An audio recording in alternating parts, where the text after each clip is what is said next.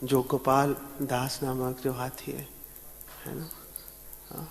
सो और रसिकानंद प्रभु ने उनको बोला कि आप जाओ और जाके सारे तीर्थ स्थानों का भ्रमण करो। तो जो गोपाल वो हाथी है उसने सारा तीर्थ स्थानों का भ्रमण किया और जगह जगह जहाँ पर एक बार रसिकानंद प्रभु जंगल में ऐसी जगह एक उनको रुकना पड़ा जहाँ पर कुछ खाने पीने को उपलब्ध नहीं था। तो अचानक वहाँ पर गोपाल ये हाथी आ गया। उसने देखा मेरे गुरु को कुछ मिल नहीं रहा, तो फौरन गया जाकर और ढेर सारे चावल वगैरह लेके आया और फिर वहाँ पर कुकिंग की रसिकानंद प्रभु ने और ग्रहण किया अन्न वहाँ पर। जब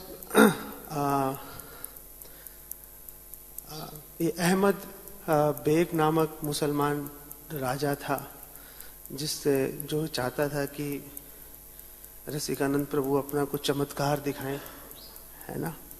और जब वो हाथी आया था दौड़ता हुआ, तो ये बात मैं इसलिए दोहरा रहा हूँ क्योंकि एक बहुत इम्पोर्टेंट मैसेज है यहाँ पर, है ना। जब वो दौड़ता हुआ आया तो रसिकानंद प्रभु के साथ बहुत सारे और डिवोटीज भी थे। हाँ, तो जब वो दौड़ता हुआ आया तो सारे डिवोटीज तितर बितर हो गए, भाग गए। लेकिन रसिकानंद प्रभु चलते रहे और भगवान को याद कर रहे थे, वो भगवान कृष्ण का नाम ले रहे थे। तो जो हाथी आया उसने रसिकानंद प्रभु को प्रणाम किया और उन्होंने बोला, रसिकानंद प्रभु ने हाथी को, कि देखो भगवान कृष्ण ने ऐरावत का गर्व तोड़ दिया था। हाँ, और हाँ ऐरावत, रसिक मंगल में लिखा है कि ऐरावत का बल तोड़ा और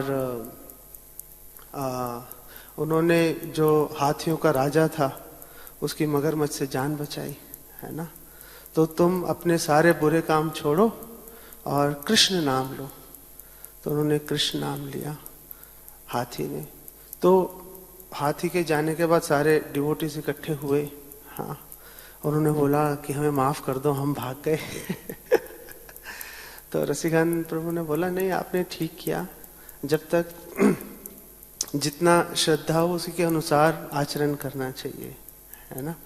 अगर मतलब अगर आपको भरोसा नहीं है पूरा और आप सामने खड़े हो जाओ हाथी के, तो कुचल देगा।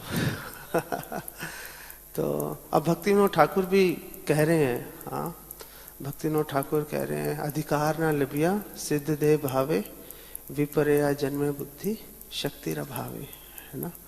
कि अगर अधिकार नहीं है, अगर हम इस लेवल पे हैं तो इस लेवल पे काम नहीं करना चाहिए, है ना। जिस स्तर पे हैं उस स्तर पे हमें रहने का प्रयास करना चाहिए। बहुत ही इम्पोर्टेंट है ये बात, है ना। अगर हम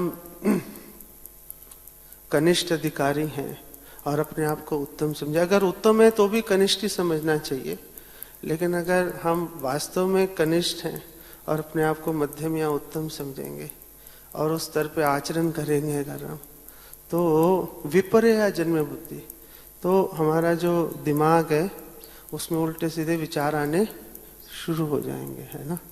इसीलिए प्रभुपाद कहते थे कि you should always air on the safer side. अगर कभी कंफ्यूजन हो तो सेफ साइड लेके चलो। अगर कंफ्यूजन है कि मैं कनिष्ठ हूँ या मध्यम हूँ, तो क्या सोचना चाहिए, मैं कनिष्ठ हूँ। अगर कंफ्यूजन है कि मैं मध्यम अधिकारी हूँ कि उत्तम हूँ, तो सोचना चाहिए मैं मध्यम अधिकारी हूँ। हमेशा लोअर पोजीशन लेना चाहिए, उससे क्या है, सेफ्टी रहती है ना। और जैसा प्रभु जी बता रहे थे,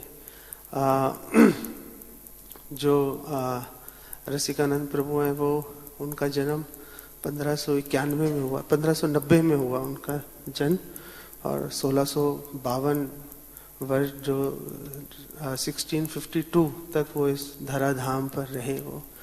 और उनके जो पिता हैं, उनके पिता एक उत्कल जो राज्य है, उत्कल पहले बोलते थे, अभी मेदिनीपुर का एक कुछ हिस्सा वेस्ट बंगाल में मेदिनीपुर है और साथ में उड़ीसा का कुछ हिस्सा मिलके उत्कल राज्य बना था, है ना। सो अभी तो थोड़ा सा बाउंड्रीज चेंज हो गई हैं अभी। तो उत्कल में एक जगह थी मल्ल भूमि, तो वहाँ के राजा थे, राजा का नाम था अच्युत और उनकी पत्नी का नाम था भवानी। उनकी 4 पत्नियां थी, तो सबसे छोटी पत्नी का नाम भवानी था। तो भवानी के गर्भ से जो है रसिकानंद प्रभु का जन्म हुआ। 18 वर्ष की आयु में रसिकानंद प्रभु अपने गुरु से मिले। जब नरोत्तम दास ठाकुर, हाँ, श्यामानंद प्रभु और श्रीनिवासाचार्य, ये तीनों वृंदावन से निकले थे। सारा आपका उड़ीसा, बंगाल इत्यादि सारी जगह पे प्रीचिंग करने के लिए, है ना। सो उस समय श्यामानंद प्रभु से रसिकानंद प्रभु की मुलाकात हुई और रसिकानंद प्रभु को भी भगवान ने आदेश दिया था श्यामानंद प्रभु से दीक्षा लेने के लिए, और श्यामानंद प्रभु को भी भगवान कृष्ण ने सूचित किया था कि आप जाओ और जाकर उनको दीक्षा दो। सो रसिकानंद प्रभु में बहुत क्वालिटीज हैं, लेकिन उनकी जो एक्स्ट्राऑर्डिनरी आप क्वालिटी कह सकते हो वो थी कि उन्होंने बहुत बड़े बड़े फेस्टिवल्स उन्होंने ऑर्गेनाइज किए। जहां भी जाते थे लाखों की संख्या में भक्त बनाते थे वो, लाखों की संख्या में। जब रसिकानंद प्रभु ने प्रीचिंग शुरू किया तो पहले सिर्फ 10 डिसाइपल्स थे उनके, और फिर उनको श्यामानंद प्रभु ने बोला आप पूरे उत्कल राज्य को आपने डिवोटी बनाना है, आप थोड़ा बड़े स्तर पर प्रचार करो। तो उन्होंने सोचा कैसे करूं। तो एक जगह है उत्कल में धारंदा, तो धारंदा में 2 जमींदार थे। धारंदा में दोनों भाई थे और उनका नाम था भीम और श्रीकर। तो ऐसा रसिक मंगल में लिखा गया है। रसिक मंगल जो है वो गोपीजन वल्लभ दास ने लिखी है। गोपीजन वल्लभ दास के पिता का नाम रसमय दास है, और जो रसमय प्रभु हैं ये रसिकानंद प्रभु के डिसाइपल हैं, शिष्य हैं। तो रसिक मंगल में गोपीजन वल्लभ प्रभु बता रहे हैं कि ये जो भीम और श्रीकर थे ये जगाई मधाई से भी ज्यादा दुष्ट और पापी थे। जब रसिकानंद प्रभु इनके उसमें महल में गए, हॉल के अंदर, तो वो भीम ने देखा रसिकानंद प्रभु को, इतना गुस्से में आ गया, उसके होंठ ऐसे फड़फड़ा रहे थे, बोल ही नहीं पाया कुछ, इतना क्रोध आ गया उसको। हाँ, और 5 मिनट तक गहरी गहरी सांसें लेता रहा और फिर बोला तुम इतने बड़े राजा के बेटे हो, अच्युत के बेटे हो, तुम क्यों घर छोड़ दिया तुमने, जाओ जाके अपने घर में रहो, अपने परिवार का नाम बढ़ाओ, है ना। आप सब लोगों को भी कभी ना कभी किसी ने कहा होगा कि अरे कहाँ फंस गई है, क्या कर रहे हो तुम। हाँ, और रसिकानंद प्रभु ने बोला कि देखो आप जो भी कह रहे हो, हाँ, आप अपने राज्य के बड़े से बड़े विद्वान को ले आओ, मैं उसके सामने हम शास्त्रार्थ करेंगे और हर व्यक्ति अपनी बात रखेगा, जिसकी बात सब लोग मान लेंगे आपको भी उसकी बात माननी पड़ेगी।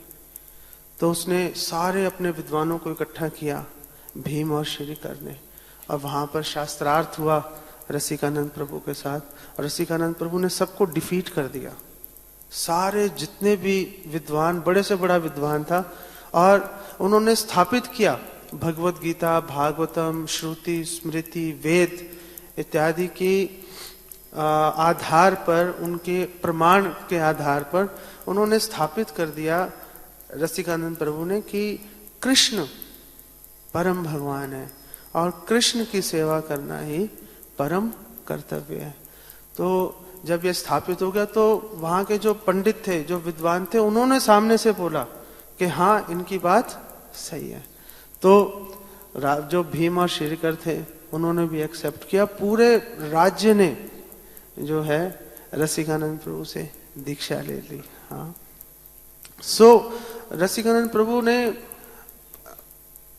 जहां भी जाते थे वहां पर रास महोत्सव, द्वादश महोत्सव, द्वादश महोत्सव का मतलब है 12 दिन तक चलने वाला महोत्सव।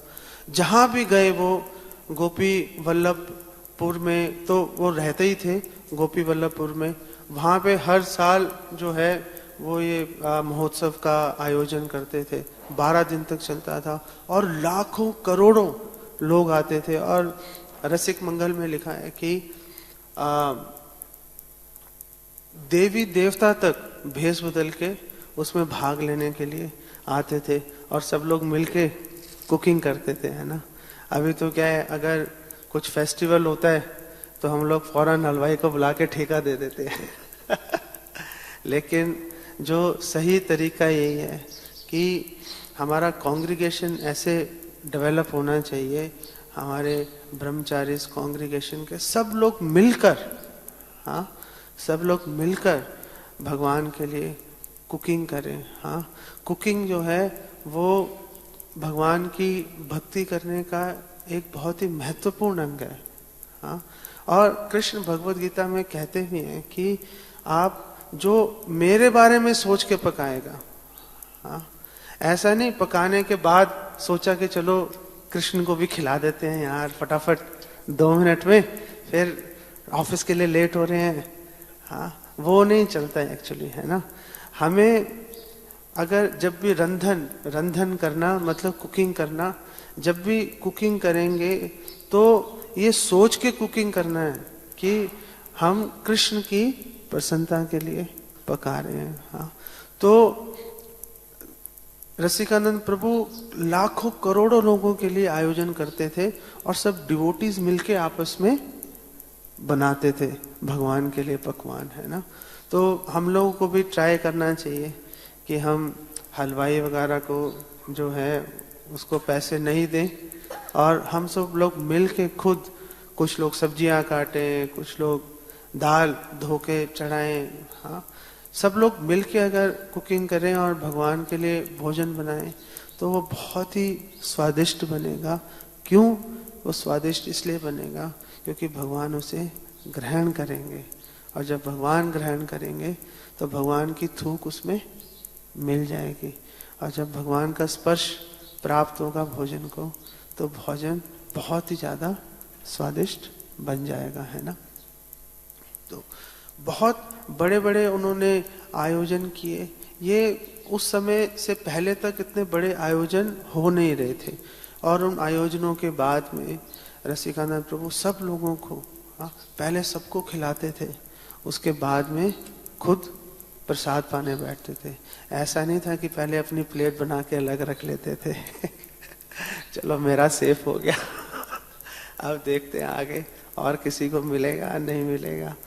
तो पहले सबको खिलाते थे, फिर कुछ बचेगा तो अपने लिए लेते थे, है ना। कोई भी फेस्टिवल आयोजन करने का सही तरीका एक्चुअली में यही है ना।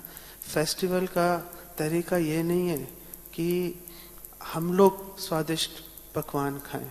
हाँ, जगदानंद पंडित कह रहे हैं प्रेमी व्रत में कि ज्यादा अच्छा मत खाओ, ज्यादा अच्छा मत पहनो, है ना। तो क्या कर रहे हैं, जो पकवान बने हुए हैं, हाँ, क्या कर रहे हैं, उसको ठोकर मार दें क्या? उसको ठोकर नहीं मारो, दूसरों को खिलाओ। ये जो हम सुंदर स्वादिष्ट पकवान बनाते हैं ये दूसरे लोगों को आकर्षित करने के लिए कि आप प्लीज आओ, देखो भगवान कृष्ण का जो उत्सव है कितना ऐश्वर्यशाली है, कितना अच्छा है, आप प्लीज आओ। आप क्या खाओगे? जो कुछ बचेगा हम ग्रहण कर लेंगे, है ना। जो कुछ बचेगा हम ग्रहण करेंगे, है ना। तो खुद सादा खाओ और दूसरे जो लोग हैं, स्पेशली जो नए लोग हैं, हाँ, जो पहली बार आए हैं या दूसरी बार आए हैं, उन लोगों को भोजन दीजिए। खुद वीआईपी ट्रीटमेंट मत लीजिए। हमारे लिए वीआईपी नए डिवोटीज हैं, हाँ, जो नए डिवोटीज को वीआईपी ट्रीटमेंट देता है कृष्ण, उनको वीआईपी ट्रीटमेंट देते हैं। अगर आपको विश्वास नहीं है आप भगवद गीता उठा के देख लो। भगवद गीता में कृष्ण कह रहे हैं ये यथा माम प्रपद्यन्ते ताम तथा भजामि हम। जो मेरे साथ जैसा व्यवहार करता है मेरे साथ का मतलब है कृष्ण और कृष्ण भक्त। मेरे साथ का मतलब केवल कृष्ण नहीं है, मेरे साथ का मतलब है भगवान कृष्ण और उनके सारे भक्त। तो जो भगवान कृष्ण और उनके भक्तों के साथ, जो कृष्ण भक्तों को रसिकानंद प्रभु ने दिखाया अपने आचरण से, रसिकानंद प्रभु और उनकी वाइफ इच्छा देवी, जिन्होंने बाद में श्यामानंद प्रभु से दीक्षा ली और उनका नाम हो गया श्यामदासी, उन्होंने अपने आचरण से दिखाया। दोनों मिलके वैष्णव के लिए भोजन बनाते थे और बाद में उनकी जूठी पतलें उठाते थे, हाँ, और उनकी जूठी पतलों में जो उच्छिष्ट होता था वो ग्रहण करते थे, हाँ। सो रसिकानंद प्रभु जैसे वैष्णव अपने आचरण से दिखा रहे हैं कि वास्तव में एक भक्त को प्रसाद पाने का तरीका क्या है और एक भक्त को दूसरे भक्तों से कैसे आचरण करना चाहिए। सो अगर हम दूसरे भक्तों को, स्पेशली नए भक्तों को, हाँ, अगर हम वीआईपी ट्रीटमेंट देंगे तो इसमें कोई संशय नहीं है कि कृष्ण आपको वीआईपी ट्रीटमेंट देंगे, है ना। सो उन्होंने बहुत अद्भुत काम किए रसिकानंद प्रभु ने। और एक बार एक फेस्टिवल अरेंज हो गया, उसके बाद में रसिकानंद प्रभु लोगों को वस्त्र इत्यादि बांट रहे थे। तो दो लोग थे, उनको उन्होंने वस्त्र दिए लेकिन उनको पसंद नहीं आए, हाँ, उन्होंने फेंक दिए वो वस्त्र, हाँ, और उन्हें बोला यार बेकार है वस्त्र, हाँ। और जब वो वस्त्र फेंके उस समय रसिकानंद प्रभु वस्त्र देख के उनको दंडवत कर रहे थे, हाँ, तो उनके ऊपर ही जाके गिरे वो कपड़े। तो रसिकानंद प्रभु ने कहा कोई बात नहीं, मुझसे गलती होगी, मैंने आपको थोड़ा हल्के कपड़े दे दिए, मुझे माफ कर दो। नहीं नहीं, ये क्या, हमारे रेपुटेशन के हिसाब से देना चाहिए था। तो रसिक मंगल में लिखा है कि उन्होंने मैड एलिफेंट ऑफेंस कर दिया, हाँ, और कुछ दिनों में ही वो दोनों जो तथाकथित भक्त थे, हाँ, उनकी रोग से मृत्यु हो गई। हालांकि रसिकानंद प्रभु ने स्वयं उनकी सेवा की रोगी होने पर भी, लेकिन भगवान कृष्ण अपना अपमान तो सह लेते हैं, अपने भक्तों का अपमान कभी नहीं सहते, है ना। इसलिए कभी भी हमेशा ये ध्यान रखना चाहिए कि हम वैष्णव के प्रति बहुत ही सतर्क रहें, हाँ, और उनको कभी भी हम अपमानित ना करें कभी भी, है ना।